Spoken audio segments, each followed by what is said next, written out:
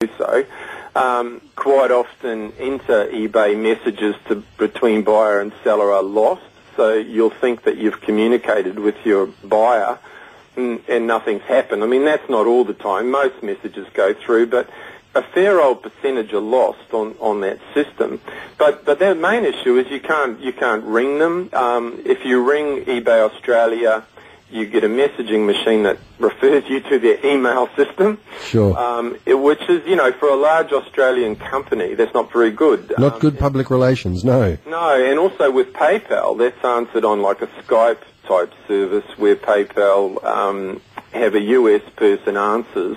And again, you're directed, it's not a personal service in any way. So, sure. So here's the system that eBay now propose to PayPal, which is, here's a system that you can't call in a time of the essence matter, like you cannot sort it out. If you had a problem with a bank deposit, you could call your bank and say, listen, I'm having this problem, can you sort it out for me? But you cannot do that with eBay or PayPal, and yet they propose everybody use this system for every payment on their site from now on. So it's just outrageous. But the claims that she made on the 2GB interview that were highly erroneous, I think, were that she suggested that PayPal did not charge for the calculate their percentage, their 2.4 or whatever it is percentage, including postage. She suggested that they did not take postage into account, but in fact they do.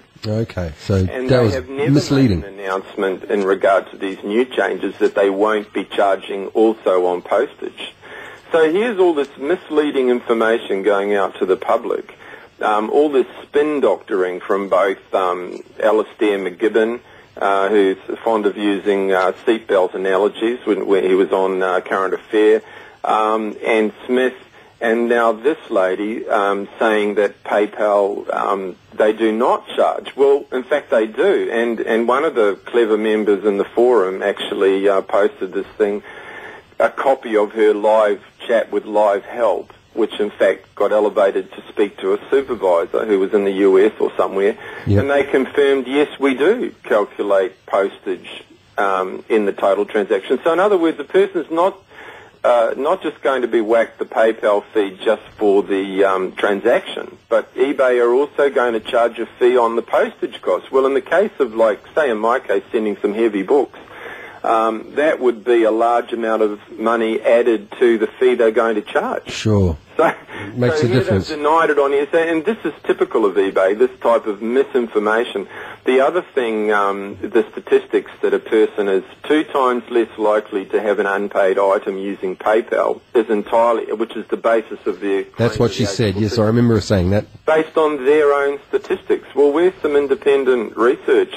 If they're going to put a submission to a government body to have a major thing come in which will generate billions for them globally in extra income, don't they have to substantiate it in some way, wouldn't you think? Well, you would, but it's kind of like the tobacco companies, isn't it? I mean, they're going to stand up there and say, hey, tobacco is really healthy, it's actually good for you, That's these right. people say, hey, this is good for your security, this is going to streamline things and make it a lot easier. But it's like, these days it seems like all of the value stays with whoever supplies whatever it is. The consumer gets no value. This is just another example. This is the trend, and I think this is a water. I've often thought this about this matter. This is a way bigger matter than just eBay trying to do this. It's about every large company giving poor service and trying to shaft people. That's basically what it's about. I mean, it's clearly a smoke screen for a revenue-raising exercise. Okay, well, we'll talk about that after this next track. This is Joan Armour Trading. Joan Armour Trading, Love and Affection.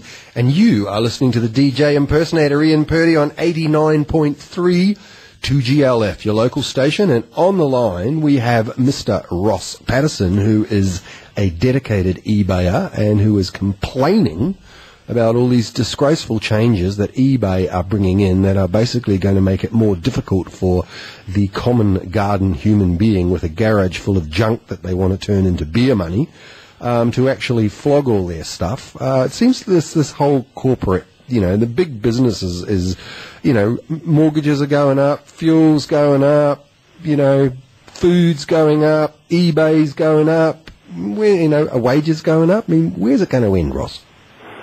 Well, I don't know where it's going to end, Ian. That's a bit bigger question than I'm probably capable of answering. Oh, okay. Sorry about that. Yeah, don't know. Could be bad, could be good. Yeah, well, where's it going to end with eBay? I mean, because eBay was basically set up for ordinary people, just basically if you've got a whole lot of stuff up in the attic, just junk that, you could turn into money, it's worth something. I mean, to the right person, this old thing that you've had up in the attic for 10 years that's still in good nick, it still works, so you can't quite bring yourself to throw it away. eBay basically is a wonderful means of recycling stuff that would otherwise possibly end up on the scrap heap. So it is basically a very good concept. But like you were saying, if everybody has to go through PayPal, you have to subscribe to PayPal. You have to give them all your details, your bank details, and basically once that happens, they've kind of got their hooks into you. You go from being just sort of a random person who uses their service. It adds another veneer to everything, whereas it's not a bad thing if you want to buy overseas, but quite a lot of eBayers in Australia don't want to buy somewhere else, or if they do, they don't mind the option of paying by PayPal, but they don't want PayPal shoved down their neck. Yeah, to be the compulsory, the only way to do it. That's right. Going through the Lane Cove Tunnel, and if you haven't got the E-tag, you're buggered. Correct, that's right. Yeah, you're stuck. just to bring it into another issue that I've discussed this morning, so we'll keep it all relevant exactly. here. No, that's exactly right. You cannot even be on eBay without a PayPal account after May. That's the proposal. Right. So the last chance here is the ACCC. So the ACCC is a government body that looks into these things, and eBay have said that they should be exempt from the Trade Practices Act because they know they're in breach of at least one of the sections of the Trade Practice Act, probably section 42 or 52, in fact they've asked for exemption from the Trade Practices Act. Wow, that's pretty huge, isn't it? Oh, look, we're trading and stuff, but we need to have a whole new set of rules for us because we're so special or something. That's right, and also eBay is actually, I don't know if people know that, but when we sellers pay our fees, we used to at least, and I think we still do, pay into a Swiss bank account. And also eBay are not registered for GST in Australia, which is something that in the UK they got away with for the first few years, and then I think now they have to pay VAT because the government got onto them and said, listen, you can't just not pay VAT like everybody else. You're here trading like other companies. But that hasn't happened to eBay here. So eBay have had a pretty good run all around, and yet they still, many sellers see eBay as a greedy, avaricious company that are simply intent purely on profit. They don't listen to their buyers or sellers. It's just lip service to all this protection business. Sure, but isn't that the way of the world? You look at the oil companies, you look at the pharmaceutical drug companies, any of the big major corporations, they're interested in their bottom line, they're interested in profits. They don't mind flooding, the tobacco companies. They'll flood the world with poison if they can make a buck out of it. I think it was Michael Moore said, a rich man will sell you the rope to hang him with if he thinks he can make a profit. Yeah, that's a very good example, Ian. But the thing is, I don't think most eBay sellers and buyers mind eBay making a reasonable profit.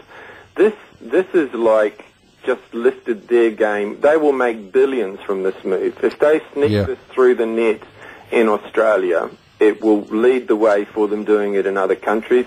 They've openly said, the CEO, Donahue,